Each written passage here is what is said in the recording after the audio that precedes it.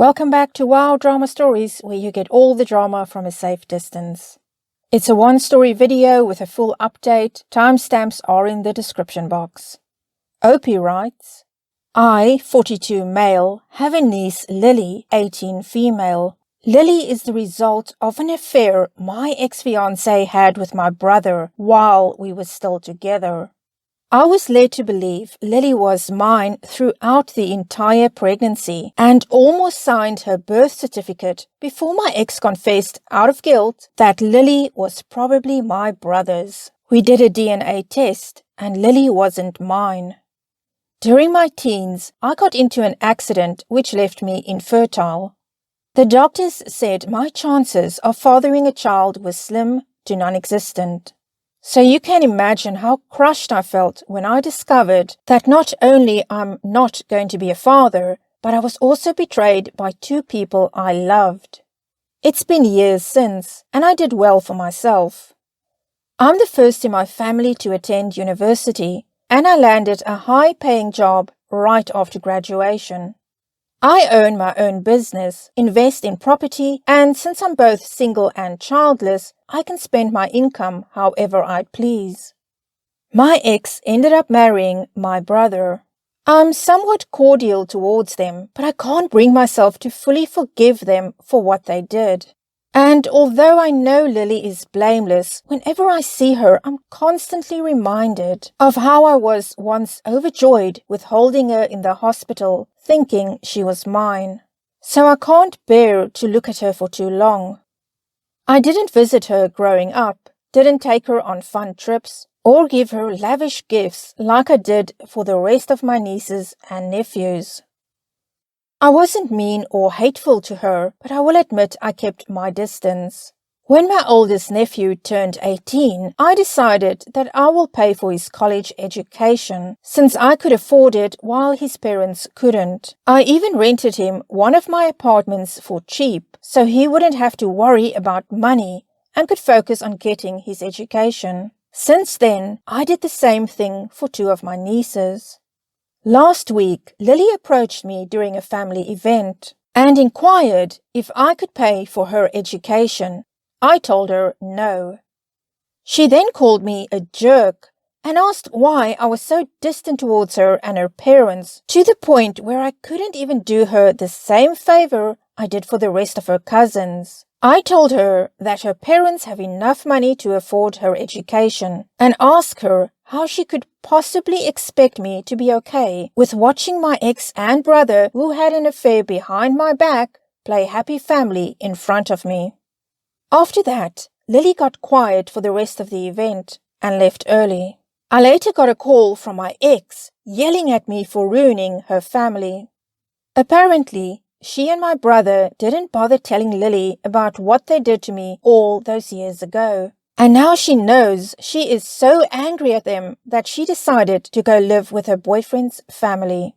I'm starting to feel guilty that I told her the truth, since it affected her more than I thought it would. But at the same time, she is grown enough to know the truth, and I don't think I could have lied to her face even if I wanted to. Am I the a-hole?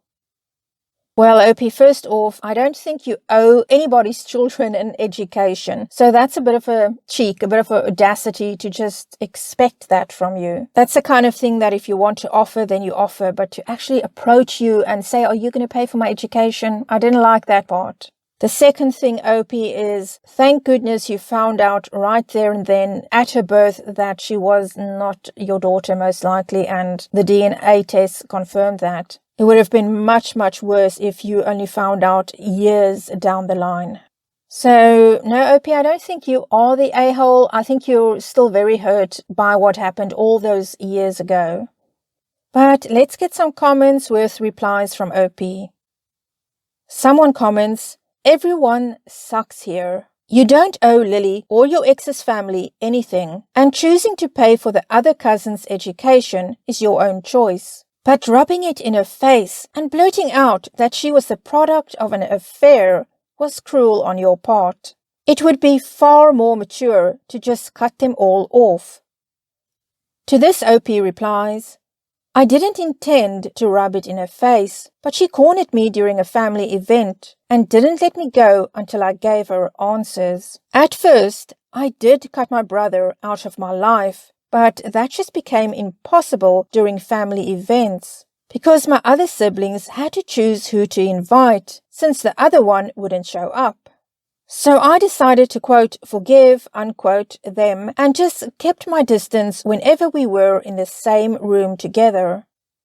Someone else comments, info, do your parents know about what's going on? Also, did she ever give a reason why she cheated and left you for your brother? To this OP replies, after Lily's birth and the DNA test, everyone in the family knew what happened. And those who didn't hear it firsthand connected the dots rather quickly. My dad was enraged, beat up my brother pretty bad, and was only stopped by my mom when he tried castrating him in their kitchen. Both my ex and brother were shunned by the entire family for a while, until Lily turned 2, and they realized by cutting them off, they will also lose their niece/granddaughter. So they let them back in.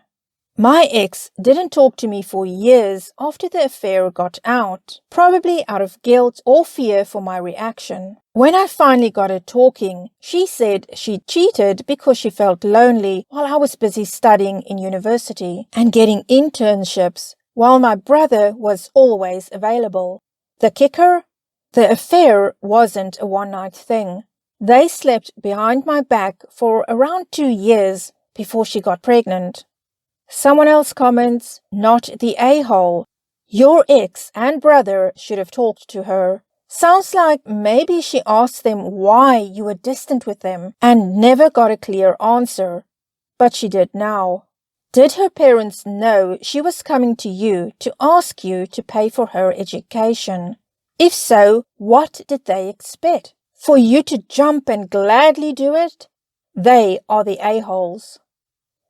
To this OP replies, I don't think my brother or ex knew that Lily was going to approach me and ask me to pay for her education. She is their only child and they both earn enough to put her through college. My guess is she approached me in order to make things easier for her parents, which is why I declined. Someone else comments, quote, during my teens, I got into an accident which left me infertile, unquote. If you were infertile, why would you believe you were the father of a baby that was born when you were 24 years old? You are the a-hole because you put your feelings and anger ahead of an 18-year-old's feelings and made it about yourself. To this OP replies, the doctors said I still had a chance of being a father, although it was very slim. When my ex got pregnant, I was overjoyed because I thought it was a miracle. I was so in love with her at the time that I didn't even think there was a chance she cheated and the baby wasn't mine. Someone else comments, not the a-hole, but it was an a-hole move. You took it out on her. Though she was being a brat about the money, when it's her parents that deserve to be punished. You said it yourself. She's innocent in all of this. Hope she finds it in her heart to be kind to you after finding out what happened and open for discussion with you. Could be the healing you both need. Quick edit/update.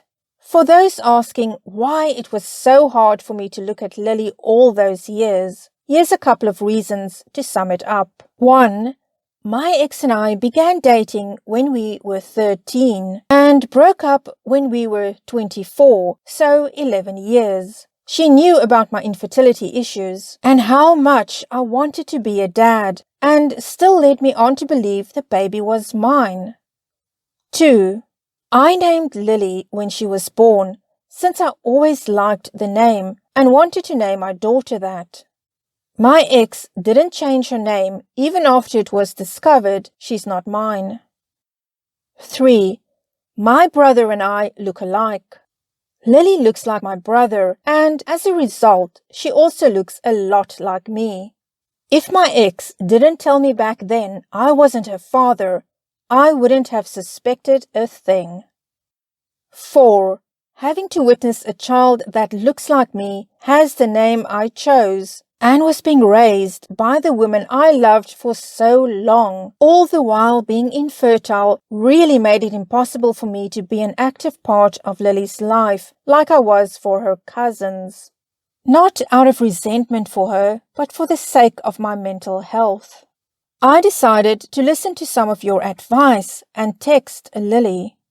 I asked her if she would like to meet up and have a conversation about all that went on, since, like you said, she does deserve some answers. She hasn't replied yet. If she will, I'll update. Update. I've met up with Lily yesterday. I told her about my relationship with her mother, how and when it started, went into detail about the accident I went through, the cheating, her birth. I got over everything she asked me about. In turn, she told me everything her parents told her about me growing up. Apparently, she was told that around the time she was born, I had a miracle baby named Lily that died at the hospital. And since she and her share the same name, I held some sort of resentment towards her. I am still processing what she told me. I feel like it's such a twisted retelling of what actually happened that it's insulting. Needless to say, there was a lot of crying involved, and apologies from both ends. Lily said she's doing better now that she knows the truth, and that her boyfriend and his family have been an amazing support to her throughout all this. My family decided to officially cut off any contact from my ex and brother. Now that Lily is an adult, there's no need to also invite them along so they can see her. For those asking me if I go to therapy, yes, I do. My therapist was the one who suggested I distance myself from Lily and her parents all those years ago. And honestly, it did do wonders for my mental health, so I can't say I regret that decision. I was suicidal back then, and I don't think regular contact with them would have possibly done me any good.